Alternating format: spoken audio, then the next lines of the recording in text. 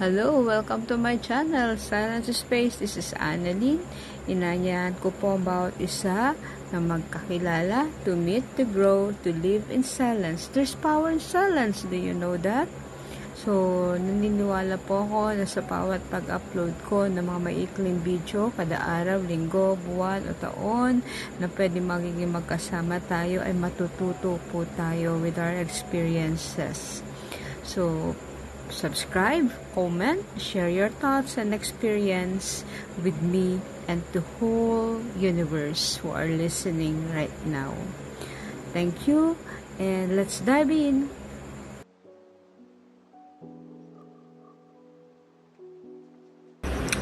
Siguro I could share with you today yung the process of healing. It's not about book, it's not about the theories na nabasa ko, but it's all about the love. It's all about the processes that I merge, where I merge myself doon. But forgiveness is not easy to do.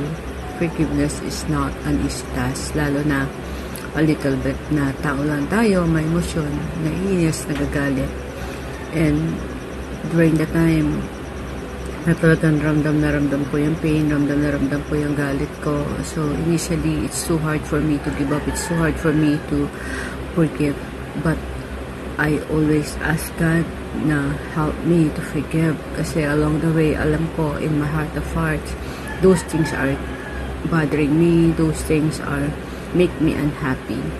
So what I did is that in day to day, I practice myself, I merge myself in that silence, because slowly, pero nakita ko the answer is in the silence that helped me to heal myself, helped me to forgive, helped me even to merge myself in that pain.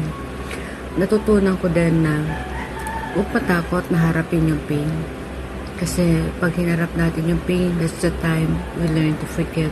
That's the time na minimerge natin yung sarili natin sa pain, and then we go back. Actually, nagpo-plus lahat yung mga memories. Actually, nagpo-plus lahat yung mga pains, literally and figuratively.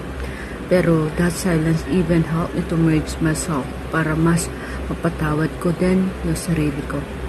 Kasi kung hindi ko yun natutunan, merging myself in silence, definitely I cannot hear the cry of my inner self. The cry that asking, help me to forgive. Kasi forgiving is not easy. It's a process. It's not a one day or it's not an hour. It's not even pag natulog ka, you could forgive people. No, it's not.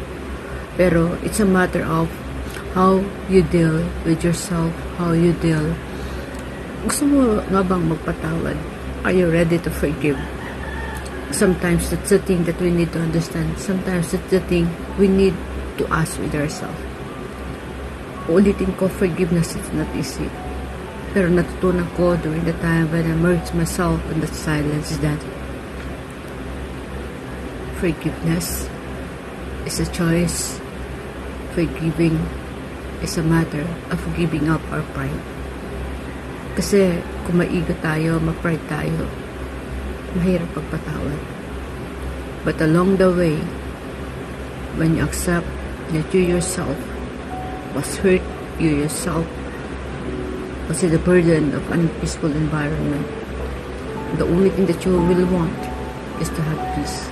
The only thing that you will want is that you have to go back with yourself. Forgiveness is a decision. But again, it's not an easy movement. It's not an easy work na kailangan mo gawin na minsan. You need to be patient. You need to pray.